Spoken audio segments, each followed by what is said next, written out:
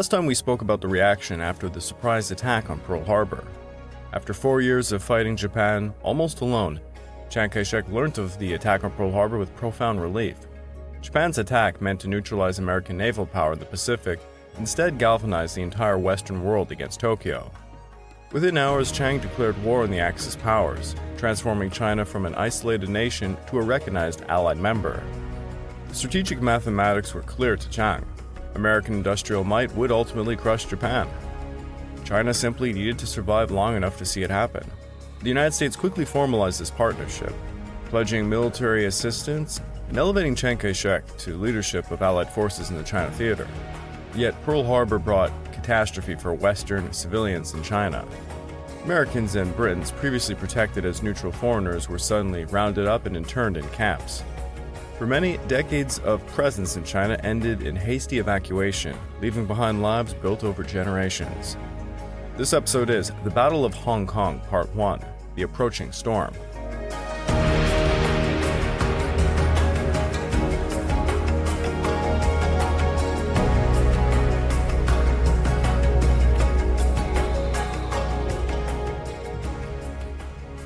Well, hello again and welcome back to the Fall and Rise of China podcast. I'm your dutiful host, Craig Watson.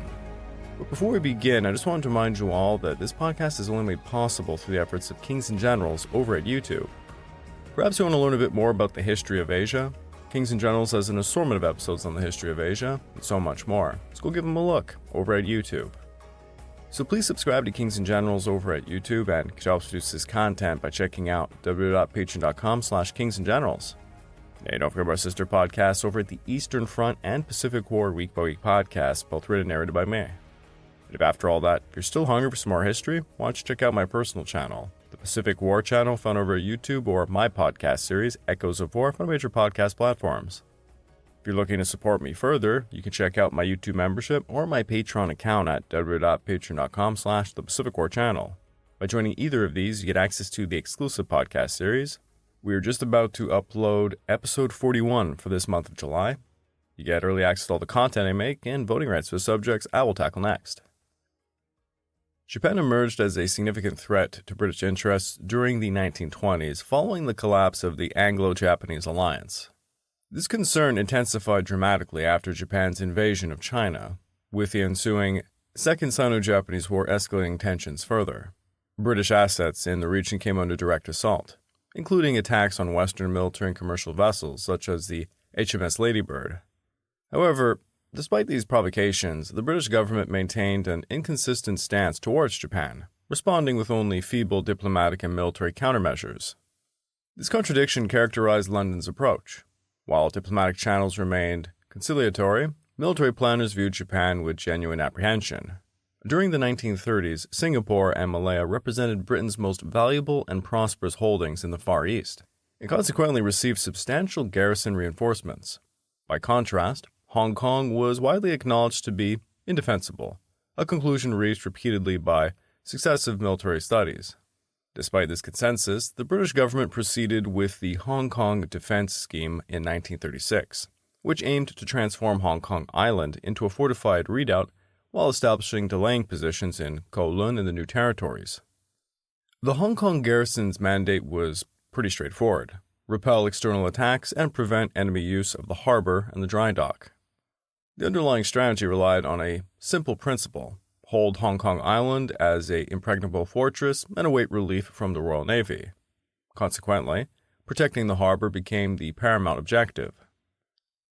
Japanese strategists were correctly identified as Hong Kong's primary threat, with military planners anticipating attacks from the sea rather than from overland. To counter such an offensive, the defense scheme incorporated 5 successive layers of protection.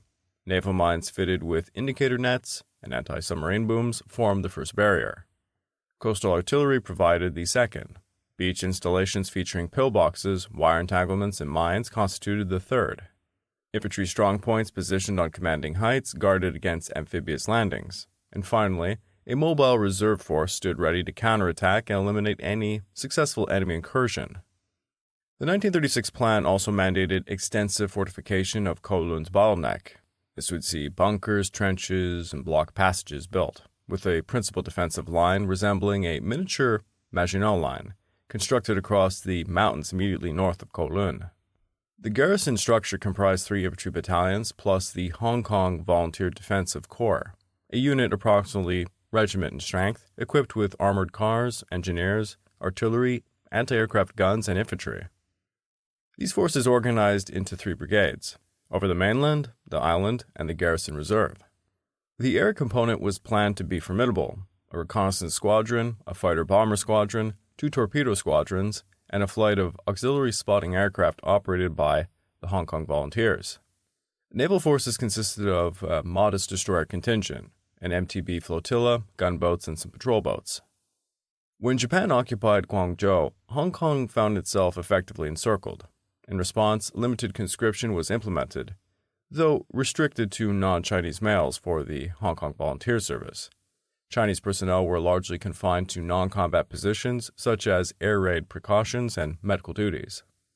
The expanding Japanese threat prompted a substantial expansion of the Hong Kong garrison to 4 regular infantry regiments, 2 British units, 1 specializing in medium machine gun support, and 2 Indian regiments. Supporting forces included 2 coastal artillery regiments, a field artillery regiment plus, and an anti-aircraft regiment. The Royal Navy expanded to include the 2nd MTB flotilla, consisting of 8 60-foot 29-knot motor torpedo boats armed with twin torpedoes and 8 Lewis guns each, plus 2 smaller 55-foot vessels, 4 shallow-water draught river gunboats, the HMS Cecilia, Tern, Moth, and Robin, 4 aging World War I S-class destroyers, the HMS Thracian, Thanet, Scout, and Tenedos, and the last transferred to Singapore by 1939, which was the HMS Cornflower sloop. There was also various auxiliary vessels, including some tugs, boom defense ships, and mine layers. The fleet air arm deployed 3 submarine Walruses, single-engine reconnaissance amphibians, at Kai Tak Airport. The Royal Air Force remained the weakest service, equipped with only 4 Vickers Wildebeest torpedo bombers and a handful of Hong Kong volunteer aircraft. There was just 1 Avro Tudor, 2 Hornet Moths, and 2 cadet biplanes. When World War II erupted in Europe, Britain's focus necessarily shifted to national survival, inevitably leaving distant imperial outposts like Hong Kong neglected. Rather than receive reinforcements, Hong Kong actually lost capable personnel. Many veteran troops were repatriated to Europe, leaving behind a less proficient garrison. Peacetime duties had proven a poor preparation for combat. Officers and men had passed their time socializing rather than maintaining combat readiness. Governor Sir Geoffrey Northcote persistently urged London to adopt a firmer stance against relentless Japanese provocations, aircraft incursions, sinking of junks and fishing vessels, and infiltration by Taiwanese fifth columnists. Recognizing the hopelessness of his position, Northcote recommended withdrawal in October of 1940, arguing that defending the colony would inevitably result in mass civilian casualties and widespread destruction, a pragmatic assessment given Hong Kong's indefensible state. London categorically rejected the proposal, reasoning that withdrawal would demoralize China, embolden Japan, and undermine American confidence in British resolve. Underlying this decision was an additional consideration: the long-standing dispute over Hong Kong's sovereignty. Since Britain acquired Hong Kong all the way back in 1841, the prospect of surrendering it, even temporarily, raised fears about reclaiming it afterwards. Preserving the appearance of British determination was deemed crucial to demonstrating to Chiang Kai-shek, Nationalist China's leader, that Britain intended to retain the territory. Despite these political calculations, London consistently refused fresh troop deployments. Major General A. Gracett, the China theater commander, requested reinforcements only to face rejection. London offered only Indian or other colonial forces. Air Chief Marshal Sir Robert Brooke Popham, appointed British commander in the Far East in 1941, likewise pressed for garrison strengthening, but to no avail. The situation shifted dramatically after Gracett, a retired Canadian who had recently left his China post, traveled to Britain via Canada. Upon arriving in Canada, he independently approached his former classmate, Major General Greer, Chief of the Canadian General Staff, and advocated for reinforcements. Gracett argued persuasively that deploying 2 or more additional battalions would enable the Hong Kong garrison to withstand an extended siege.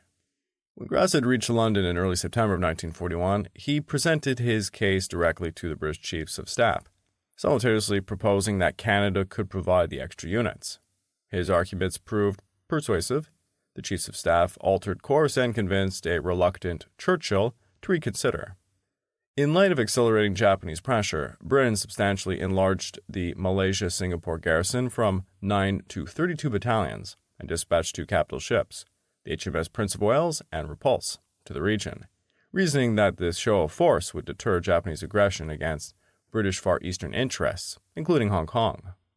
Now, the original defensive strategy envisioned holding Hong Kong Island exclusively while denying the harbor to the attackers. A single battalion of Punjabs would execute delaying actions across the new territories, followed by a 3-battalion defensive stand on the Ginrinker Line. This brief mainland resistance would allow time for demolishing stores, power installations, docks, and wharves, clearing food stocks and removing vital materials before withdrawing to Hong Kong Island, for a protracted resistance awaiting relief from Singapore or maybe the American forces over in the Philippines. The Ginrinker Line, styled after the French Maginot Line in miniature, ran approximately 18 kilometers south of the Sino-Hong Kong border. Beginning near Ginrinker's Bay west of Kowloon, it extended 17 kilometers across the Kowloon Peninsula Hills towards its eastern extremity. The strategic expectation was that this line would delay the Japanese assault for about 3 weeks or longer, permitting battalion withdrawals to Hong Kong Island for sustained resistance while mainland forces completed the evacuation procedures. The 1937 war plan stipulated that 4 battalions would be necessary for an effective delaying action, and 7 for an adequate Ginrinker's Line defense, figures which excluded the aircraft and naval support essential to such success. With only a single Army brigade available and virtually no air capability, planners abandoned the mainland defense concept, leaving defensive works incomplete and deteriorating under tropical conditions.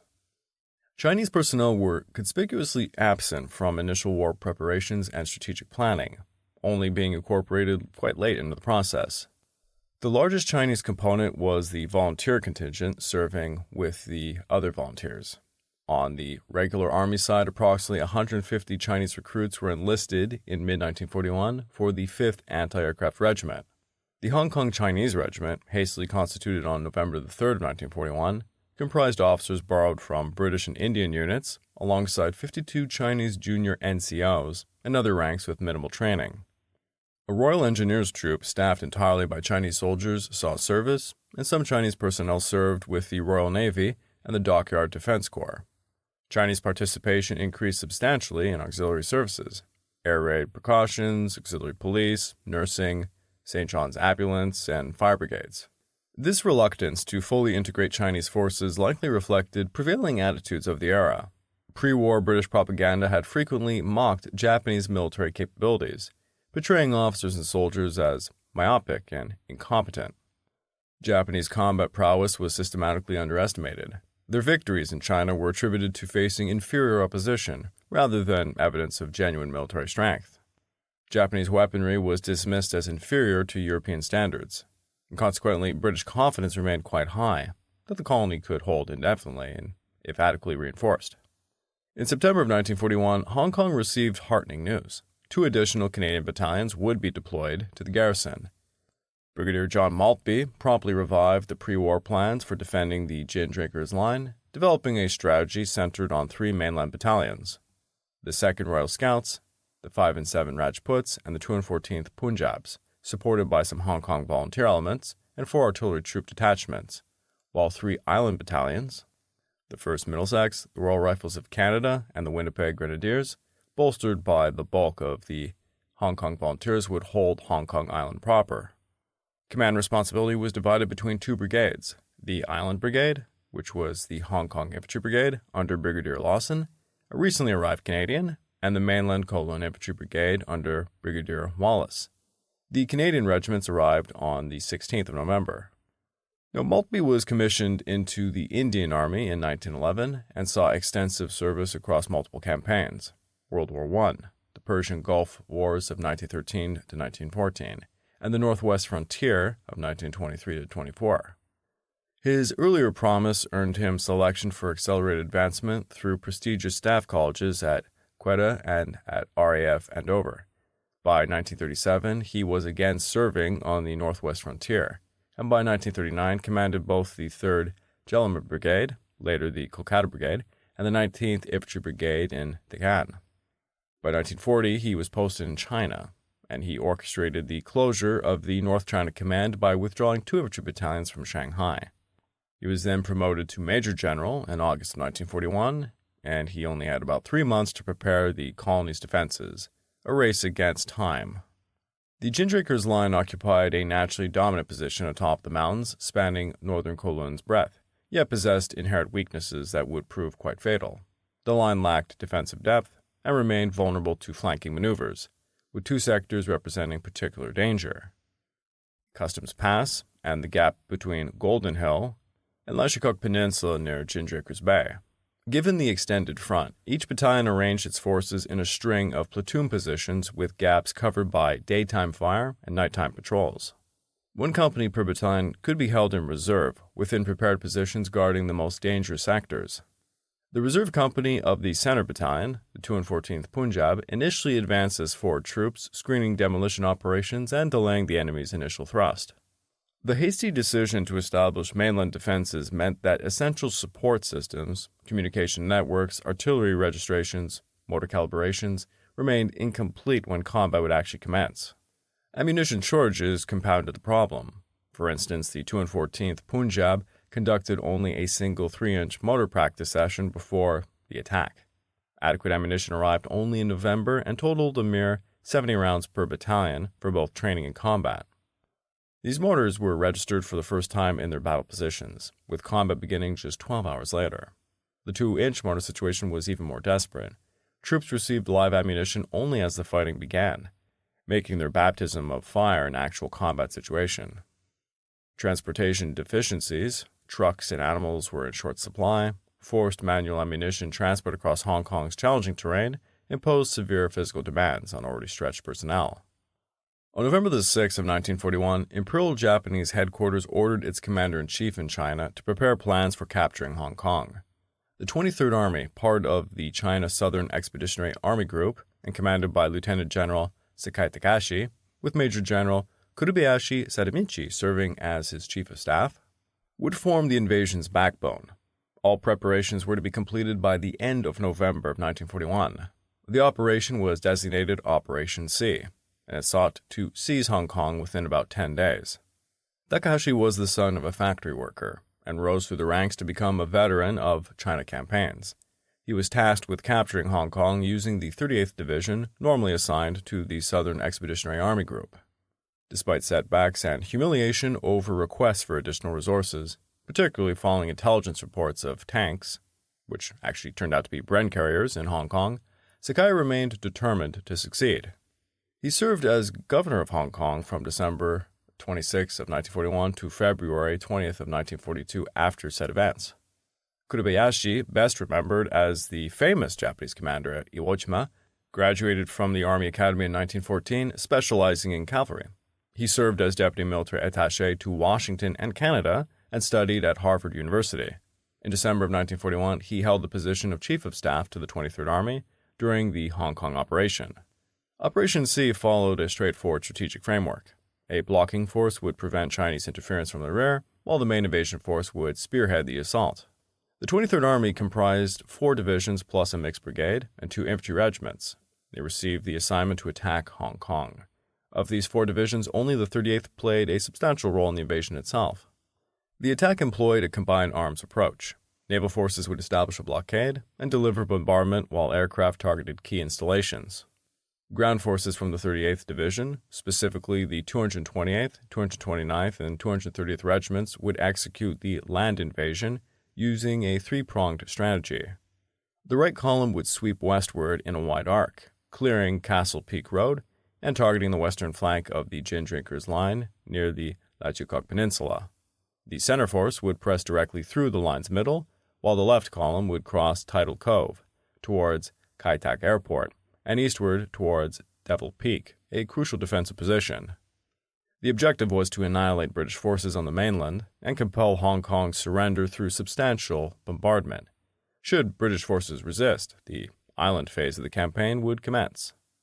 Securing the rear against the Chinese National Army of the 7th Military District and Communist guerrillas fell to the 66th Regiment, normally part of the 51st Division, but attached to the 38th for this operation.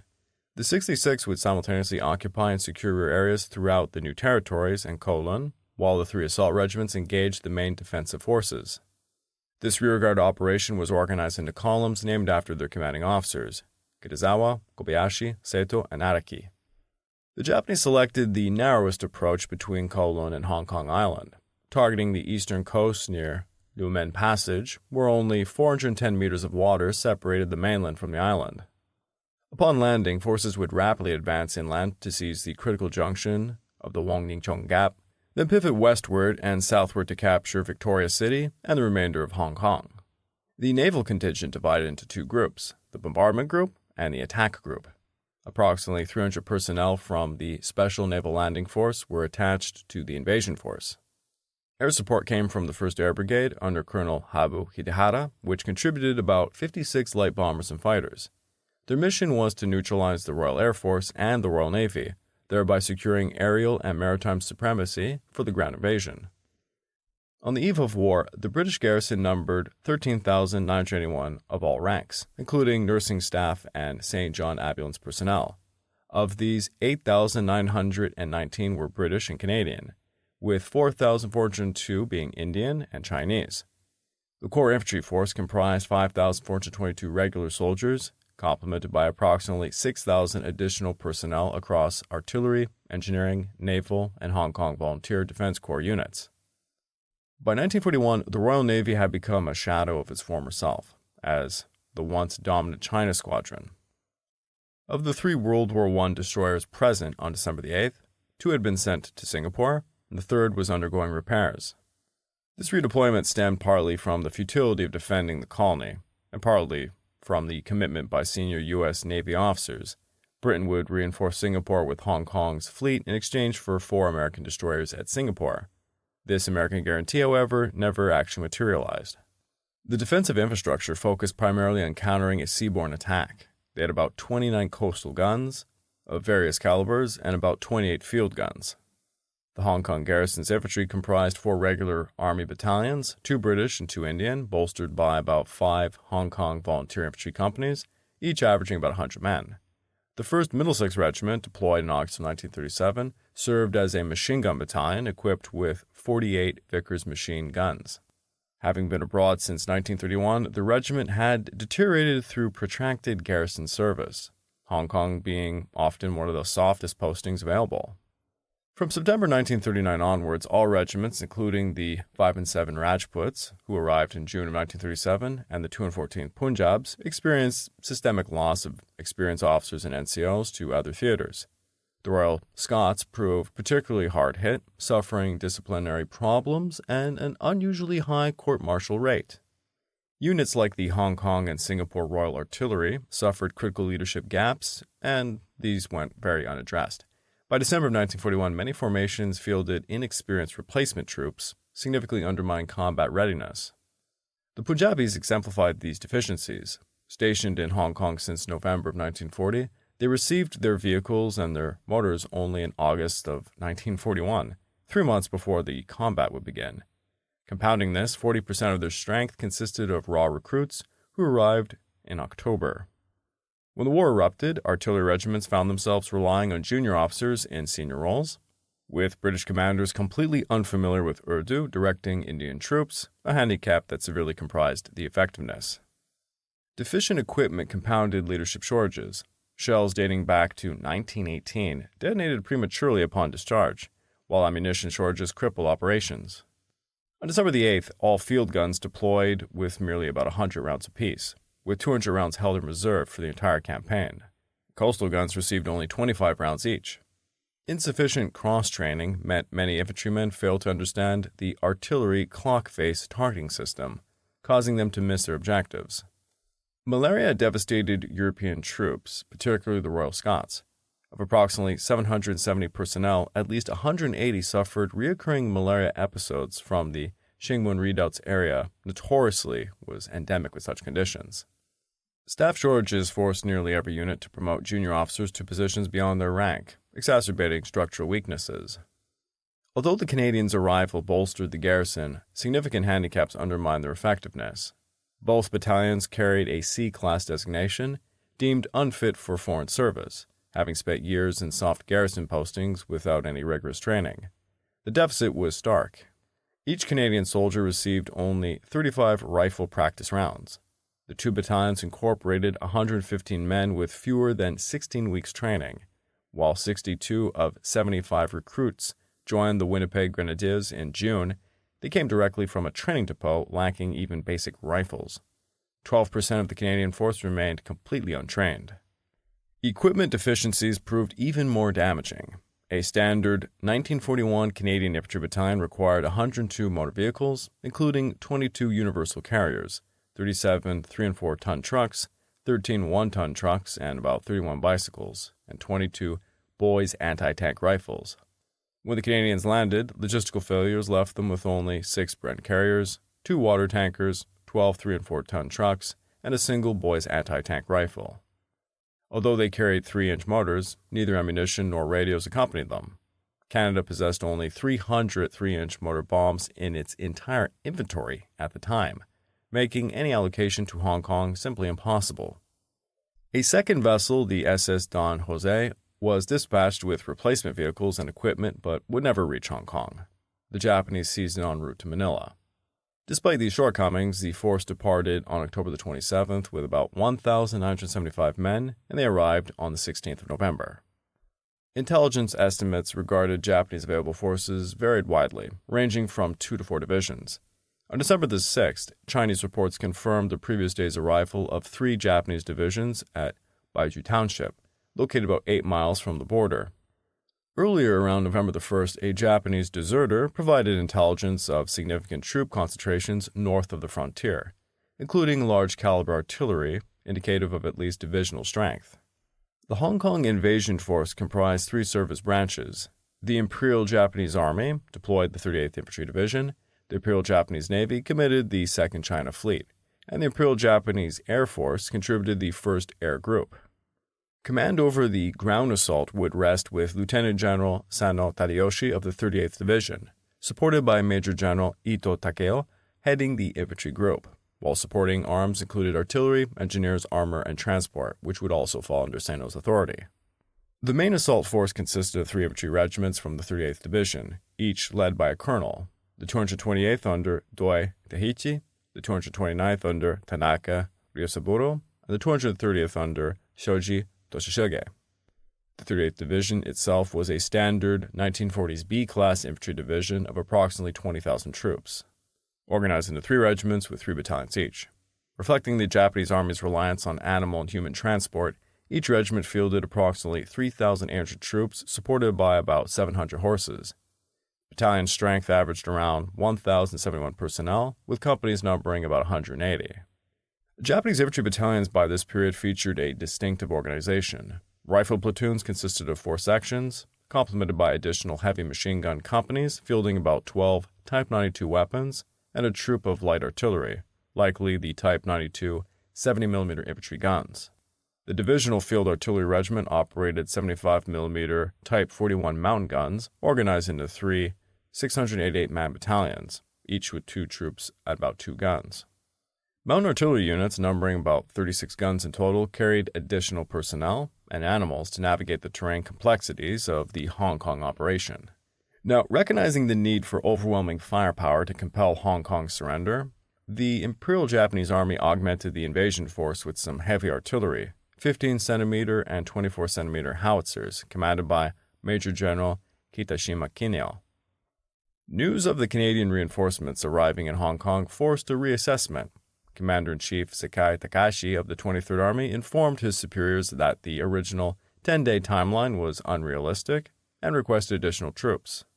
Although most formations were already committed to other operations, Imperial Headquarters eventually authorized 2 depot regiments from Japan to support the campaign.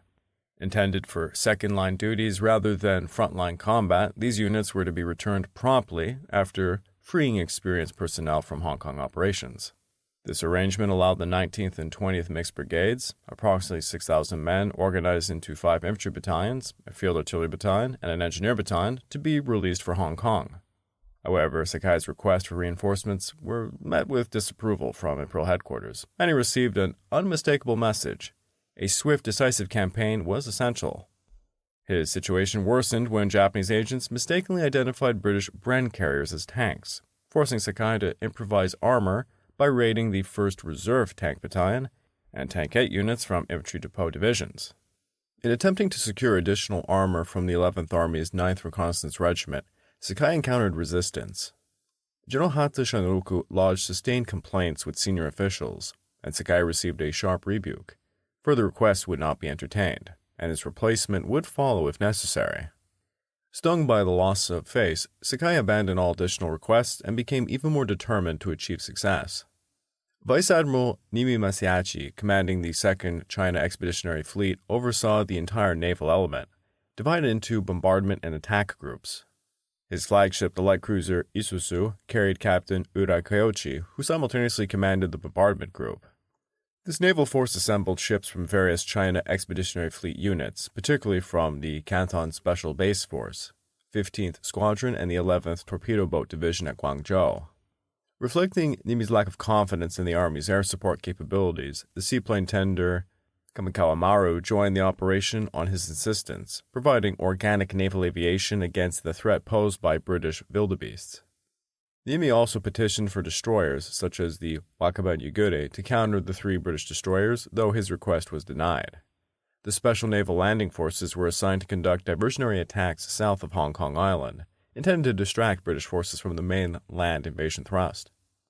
The Japanese Air Force's 1st Air Brigade, commanded by Colonel Habukihara, centered on the 45th Air Regiment with 34 Kawasaki Ki-32 Type 98 Mary light bombers. This composite force drew aircraft from units from airfields across China and Manchuria, Beijing, Shanghai, Taiwan, and Qiqihar, all assembled at Baiyun Aerodrome in Guangzhou on December 7, 1941. Supporting the 1st Air Brigade were the 10th Independent Squadron under Captain Takatsuki Akira, with 13 Nakajima Ki-27 Type 97 Nate fighters, 3 Mitsubishi Ki-15 Type 97 BAB fighters, as well as reconnaissance aircraft from the 18th Independent Reconnaissance Squadron and the 44th Independent Squadron, who were fielding 6 Tachikawa Ki-36 Type 98 Ida observation aircraft. Years before the invasion, the Japanese cultivated an extensive network of agents and sleeper operatives in Hong Kong, gathering intelligence and mapping military installations. This sophisticated network proved remarkably effective. Invasion maps carried by the Army officers were actually Hong Kong government and British military maps, overprinted with Japanese annotations and interpretations. British officers later discovered in captivity that the Peninsula Hotel's regular barber was a Japanese Navy lieutenant commander who had exploited the intimate setting to extract valuable information about British forces, their dispositions, and other intelligence. Intelligence operatives infiltrated every level of Hong Kong society. The garrison tailor and the barber both served as spies. This groundwork enabled exceptional accuracy in artillery fire and bombing campaigns. The Japanese further leveraged criminal networks, recruiting gangsters throughout Hong Kong and Guangdong province with money and arms, turning them into irregular auxiliaries supporting the invasion. On Sunday, December the 7th, 700 members of the 2nd Royal Scots and Middlesex Regiment marched to St. John's Cathedral for the morning service. As Major General Maltby read a passage from Matthew, his aide-de-camp, Lieutenant MacGregor delivered an urgent message that would change everything. Preparations for conflict had already begun. On December the 5th, the volunteers had mobilized fully, yet Hong Kong's broader population remained unmoved. The Happy Valley racetrack reported record attendance that very day. The contrast was stark. While one institution prepared for war, another celebrated as though nothing was even going on. Japanese forces had been positioned advantageously since autumn of 1941. The 23rd Army was already stationed west of Guangzhou, with contingents scattered across Foshan Town, Zhuhai, and other locations on the Pearl River Delta. Upon orders for war on December the 1st, they faced minimal distances to cover.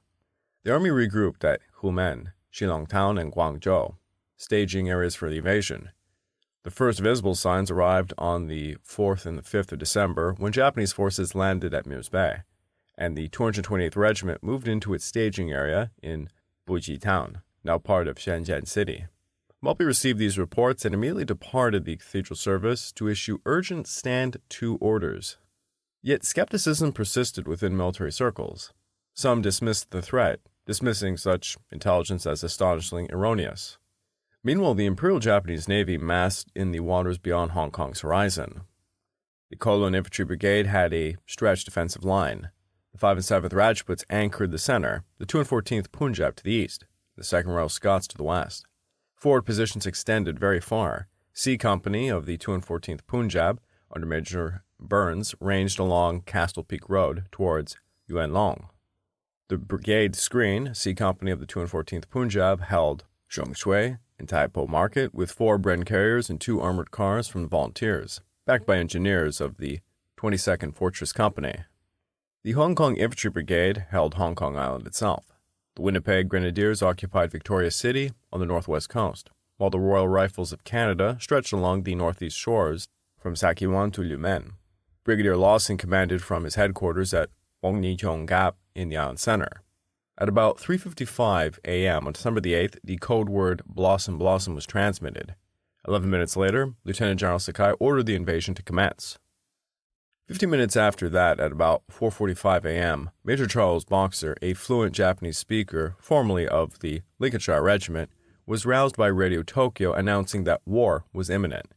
Governor Young and Major General Maltby were informed at once. By 5 a.m., the 4 demolition points had been blown up by Major Gray, the OC of C Company, 2 and 14th Punjab, and the Hong Kong Volunteer Engineers under Major General Bomley. At 6:45, the garrison received formal notification. Britain and Japan were indeed at war. 75 minutes later, air raid sirens were wailing. Within moments, smoke billowed from Kai Tak Airport as Japanese aircraft destroyed virtually the entire air garrison. The wildebeest, walruses, the Hong Kong volunteer planes, and several civilian planes were all engulfed in flames. Only 2 Ju-52s of the Eurasia Corporation and 1 CNAC T-32 Condor escaped the destruction. Dispersal bays had never been built due to lack of funds. The Japanese then turned to secondary targets, bombing Jamshedpur Camp and the neighboring police station. The Canadians suffered few large-scale casualties in the initial strikes. Although Sergeant Routledge and Signalman Fairley of the Signal Platoon were wounded, the first Canadian soldiers injured during World War II. Remarkably, Hong Kong Island's theaters, cinemas, and restaurants continued operating as though the island faced no peril. Japanese demolition efforts proved only minor obstacles. Bridges blown were quickly replaced. The invasion proceeded on 3 fronts. The 230th Regiment advanced westward along the northern route towards Yuen Long and Castle Peak, targeting the northern slope of Tai Mo Mountain. The 228th Regiment drove down the center, following the Shung Shui Tai Po Kolong Road towards Grassy Hill, north of the Xingmun Redoubt. The 229th Regiment, crossing at Shai Tau Kok and by boat at Starling Inlet, proceeded via Tai Po towards Tai Shui Hung and Maoan Mountain. Whenever confronted with strongly defended positions, the Japanese bypassed them entirely rather than engage. The first day brought scattered but spirited resistance. At around 1 p.m., the Punjabis inflicted the first serious check, drawing blood from advancing Japanese forces. At about 6:30 p.m., they ambushed and decimated several Japanese platoons south of Tai Po Market Town. The Hong Kong Volunteer armored cars and Bren carriers struck similar successes nearby. The 2nd Royal Scots Reconnaissance Platoon clashed with elements of the 229th Regiment around Yuen Long. Despite these minor victories, Japanese momentum continued. Armed with stolen British maps and guided by 5th columnists, they pushed forward relentlessly. By the late afternoon on the 8th, the Punjabis withdrew towards Grassy Hill to avoid being outflanked. The artillerymen of the 12th Battery engaged a Japanese destroyer and Japanese forces around Tai Po, inflicting some heavy casualties. Further south near Shai Tin, on the Tai Po Kulin Highway, rapidly advancing Japanese troops surprised the defenders and severed the fuse at the Hong Kong Volunteers' demolition point. Their triumph proved momentary. The engineers completed the backup circuit and detonated the bridge, destroying it along with the Japanese soldiers trying to cross it. By the early morning of December the 9th, orders came to withdraw all mainland units to the Ginrinker Line. The Punjabis, already at Chai overlooking Tide Cove, held their position under pressure and continuous shelling for the next 2 days. The Hong Kong volunteers withdrew to Pho Tan, a village south of Chai Tin. Maltby ordered D Company of the 5 and 7th Rajputs under Captain Newton to Smuggler's Ridge to close the gap between the 2nd Royal Scots and the 2 and 14th Punjab. The Hong Kong volunteer armored cars and Bren carriers continued patrols along Castle Peak Road, while HMS Kinkala, having survived 2 air attacks, maintained station in Castle Peak Bay. Despite the Imperial Japanese Navy's blockade, the destroyers HMS Thanet and Scout slipped anchor and escaped to Singapore around 9:30 p.m. The surviving CNAC and Eurasia aircraft took off with high-value evacuees. Dr. Sun Yat-sen's widow and her 2 equally renowned sisters, the Song sisters, along with the Chinese finance minister, H.K. Kung. Also departing was Lieutenant Colonel Owens Hughes of the Hong Kong Volunteer Force, who carried orders to coordinate with the Chinese Nationalist Army for a rearguard attack on the Japanese forces to try and relieve some of the pressure on Hong Kong. However, dark days were well before them. I would like to take this time to remind all of you that this podcast is only made possible through the efforts of Kings and Generals over at YouTube. Please go subscribe to Kings and Generals over at YouTube, and you can help produce this content by checking out www.patreon.com/kingsandgenerals. And don't forget about our sister podcasts over at the Eastern Front and Pacific War Week by Week podcasts, both written and narrated by me. And if after all that, if you're still hungry for some more history, why don't you check out my personal channel, the Pacific War channel found over at YouTube, or my podcast series, Echoes of War, found on major podcast platforms. And if you're looking to further support me, please consider checking out my YouTube membership or my Patreon account at www.patreon.com/thepacificwarchannel. By joining either of these, you get access to the exclusive podcast series, get early access to all the content I make, and voting rights for the subjects I will tackle next. December the 8th of 1941, Japan invaded Hong Kong with the 38th Division, supported by naval and air forces. Despite British defenses manned by undertrained, under-equipped troops, Japanese forces advanced rapidly across 3 fronts. Within mere hours, the RAF was destroyed. Demolitions proved futile, and British units were withdrawing towards the Ginrinker Line, facing overwhelming odds.